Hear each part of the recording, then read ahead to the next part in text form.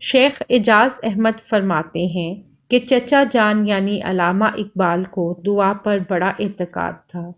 ان کا کلام پڑھنے سے اس اعتقاد کا احساس ہوتا ہے۔ اپنے اشعار میں جہاں دعا کی ہے، معلوم ہوتا ہے کہ دعا رسماً نہیں بلکہ دل سے نکل رہی ہے۔ نبی کریم صلی اللہ علیہ وآلہ وسلم پر درود بھیجنا بھی ان کے معمولات میں تھا۔ وہ اپنے خطوں میں اس کی تاکید فرمایا کرتے تھے۔ ایک خط میں لکھا کہ مسلمان کی بہترین تلوار دعا ہے، اس سے کام لینا چاہیے، ہر وقت دعا کرنی چاہیے اور نبی کریم صلی اللہ علیہ وآلہ وسلم پر درود بھیجنا چاہیے۔